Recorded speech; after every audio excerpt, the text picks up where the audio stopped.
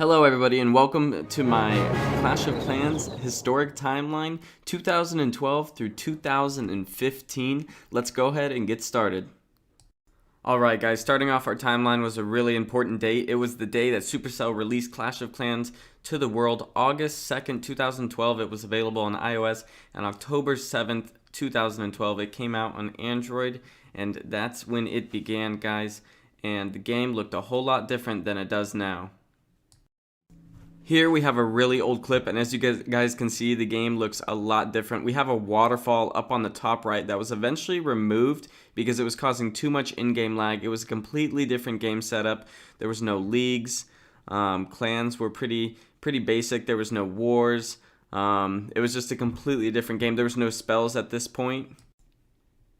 But soon enough, we started seeing changes. While in August of 2012, Update 2.21 brought us the Hidden Tesla. It was Update 2.44 in September 18th of 2012 that really brought a new dimension to Clash of Clans with the introduction of spells. Lightning, Rage, and Heal spells made their way onto the scene, forever changing the way Clash of Clans people would attack and approach matchmaking. With this update, we also saw a second Wizard Tower being available to Town Hall level 6s, and defensive replays that would help people improve their bases and make their defenses better.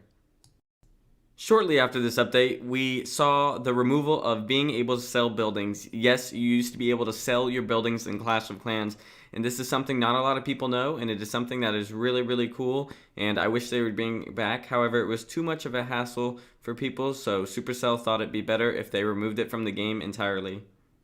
At the same time of the removal of the sell option, Supercell released their first ever seasonal event of Halloween Extravaganza, which introduced the pumpkin bomb and seasonal trees as well as objects around your base. This update also consisted of a Town Hall level 9 being added into the game. At one point, there was not a Town Hall level 9. That is crazy. We also saw the introduction of the Expo, a crazy defense that we all know and love today, as well as the jump spell, which is very underutilized by people.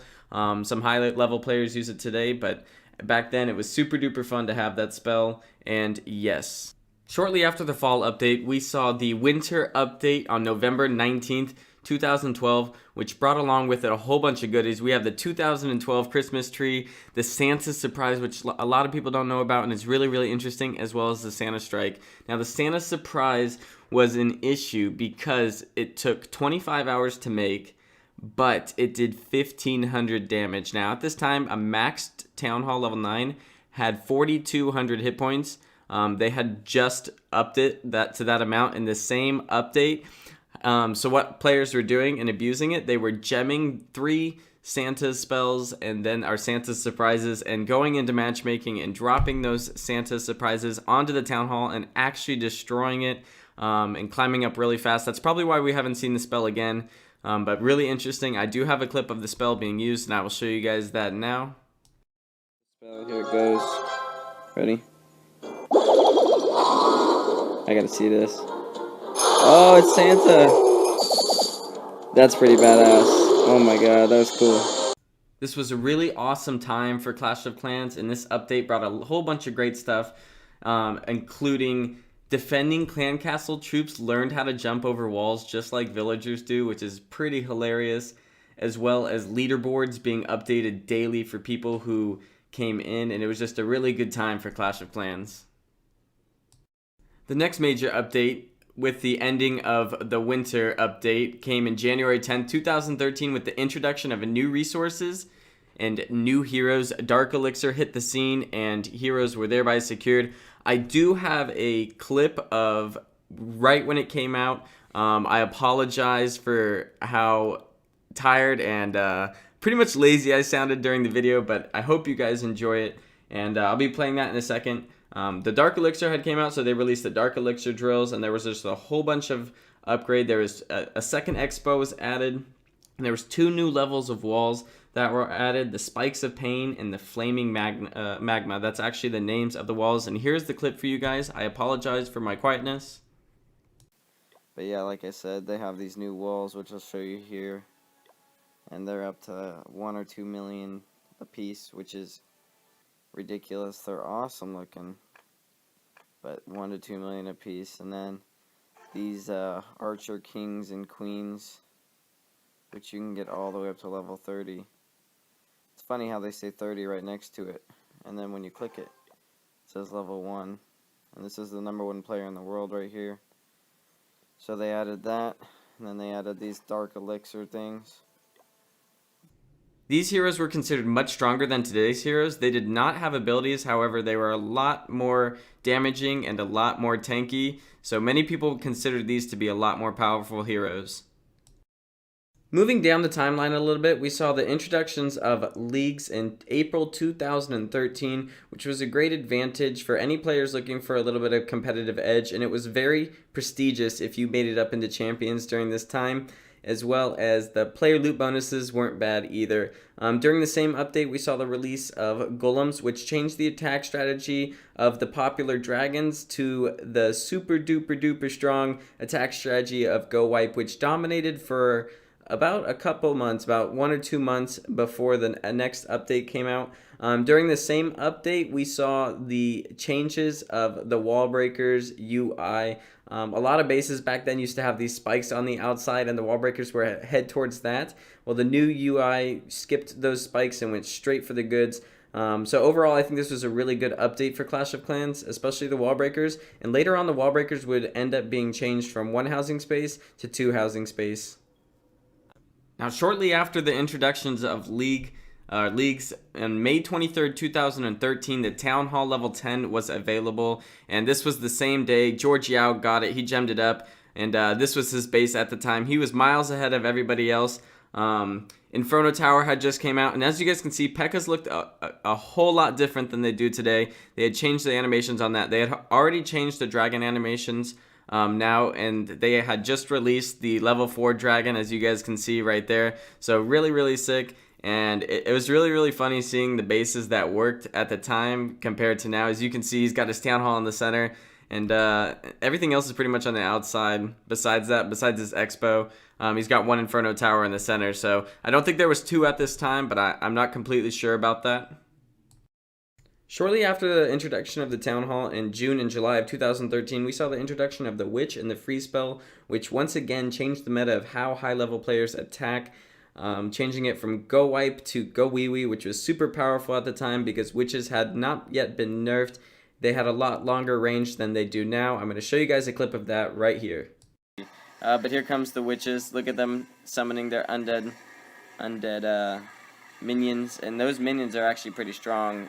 In numbers, they do damage. I only had 2 in my last video, so I was like weak, but now I have 11 of them, and they actually did good. I think the strategy is going to be summon your golem and just put a bunch of witches behind them, and you don't even need anything else. It's witches, wall breakers, and golems. That's the new attack. You got the I guess it would be the go wab, I don't know, the go wiwa attack.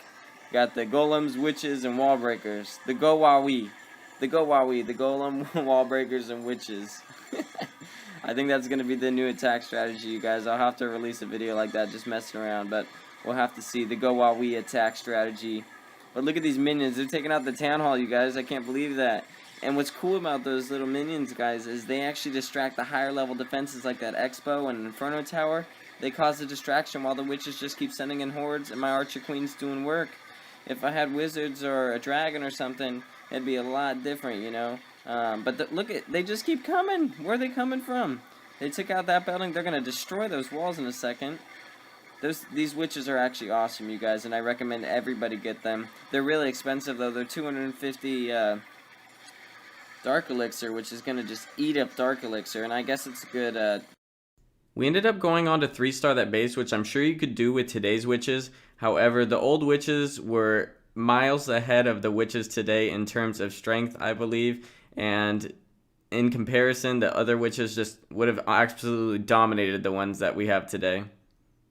Moving forward 2 months, we saw the release of the update village edit mode, which was absolutely huge. We also saw the level 8 mortar come out. Being able to edit your base was such a relief. I can't tell you, people who are new to Clash of Clans, how much of a struggle it was to edit your base. Not being able to store your walls anywhere. You'd have to put everything on the sides of your base, all 4 corners. and then make it. Just having this edit mode was just like completely revolutionary, and it was like amazing. I was so excited. Everyone was so excited. New bases were coming out. It just made it so much easier, and it really helped with the diversity of the bases we saw in Clash of Clans. To ring in 2014, we saw the introduction of hero abilities, Royal Cloak for the Queen, as well as Iron Fist for the King. Now, this left many Clash of Clans players upset with the new way it was. Many considered it a nerf. Was a huge debate on it. A lot of top players quit. I do have a clip of when this first came out. I used my abilities wrong. I apologize, Forefront, but this is just the day they came out. Put down my king and put down his Iron Fist. Yeah, he has a rage spell around him, so that's pretty cool. You just got to make sure that your archers are around there. So I'm going to unlock that one. Oh, I need to put down my wall breakers. That's what. During the same update, we also saw the release of the gem box, as well as a lot of other tweaks to the way gameplay goes. You had the level 6 minions that had just came out. You had level 5 free spells that had just came out. Valkyries got a huge buff, having their hit points increased by 20% at all levels. And Hog Riders got their costs increased by 30% at all levels. Rage spells, however, got hit pretty hard, with level 5s going from 80% to 70%. And free spells also receiving a buff, getting decreased cost from level 3 and 4, which is pretty cool. And P.E.K.K.A.'s also got a huge buff, so this changed a lot of the combat dynamics. The next really big update that came out was Clown Wars. This was announced on April 1st. We had Bozo the Barbarian, and we also had Lulu the Archer Clown. This was a huge update, and it was what everyone was excited for, and it was also an April Fool's joke by Supercell. The real update was Clan Wars. Now, a lot of people wondered why the game was called Clash of Clans when you didn't really go against other people's clans. And so this update really gave validation to the name Clash of Clans, and it was a great and fun way for people to have new places to attack, and it's constantly ever changing. I think this is one of the things in the game right now that keeps a lot of people playing the game, and I also think this was one of the best updates that Clash of Clans ever did. And they've made a lot of upgrades to it since, and it is just my personal favorite update they've ever done. The next major update we would see would be in September 16th of 2014 with the introduction of the Lava Hound. Many people had wondered when a new troop had come out, and it had finally arrived. The Lava Hound is a beast. They did amazing sneak peeks up to it, and this shifted the meta for top level players, and to this day, Lava Hounds are still considered one of the strongest attack strategies as well, with the balloons. So yeah, they're super duper strong. This was a great addition to the game. Lava Hounds might be a little OP in my opinion, so hopefully someday they release something to kind of combat them, as the air bombs and the air traps I don't think are sufficient enough to take them out. So we'll see in the future, but this was a great update by Supercell. Since the introduction of the Lava Hound, we haven't really seen any more major updates, and one can only speculate at what might be coming. My hopes are for a Town Hall level 11, or maybe a new mode of play. Who knows what they can come up with. Oh, and Chief Pat really wants more single player maps, by the way.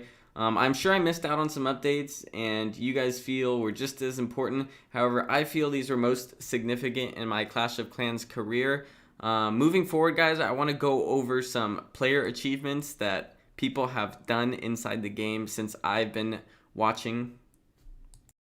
Alright guys, so I'm going to be talking about a few players' records. If you guys want the full rundown, you guys can head over to the link I'm going to put down in the description down below. There's actually a Hall of Fame where you can view all these records, but I'm just going to talk about the ones that I remember the most. Alright guys, first up we have George Yao. Without a doubt, probably one of the most famous Clash of Clans player all times. He was the first to hit 4,000 trophies. He was the longest holder of first place in Clash of Clans. Millions of people have seen this guy. I remember following him. Everything he did was just crazy, and I actually met him in London. He's really a cool guy, and he is probably one of my idols for Clash of Clans. I don't know if I could play for that long, but this guy was freaking amazing at it while he did play it, and he has been spotted playing some as of late. Next up, we have Pelican Tacos. Now, I've watched this guy for a really long time. He is really interesting. He made a Town Hall level 2, and he wanted to get it to Champions. I wasn't able to find a picture of him up at his record, which is 3,016 on the wiki. It says 3,006, which is not correct. I've seen him at 3,016, which for a Town Hall level 2, that's so hard. Your base is getting destroyed every time you log off. You have to gain so much. You have to find Town Hall snipes, and it's a struggle to kill those Town Halls. A really crazy player and a really amazing goal. That guy's just awesome. Alright guys, next up we have Brandon. This guy just came out of nowhere and he holds so many records. He's the Town Hall Terminator, first player to destroy 10,000 Town Halls. He achieved that on the 5th of December of 2013.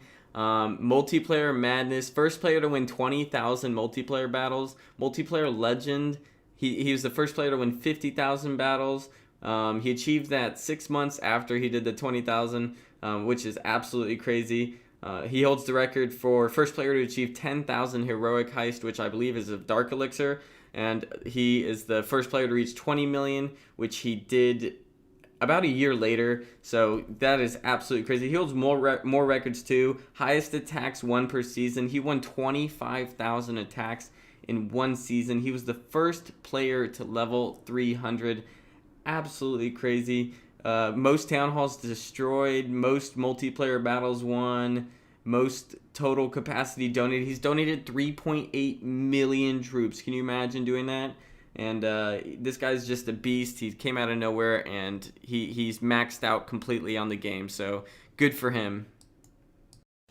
And of course, there's so many other players I could mention. However, for the sake of the video, I don't want to include all of them. If you want to check out more, guys, there'll be a link in the description.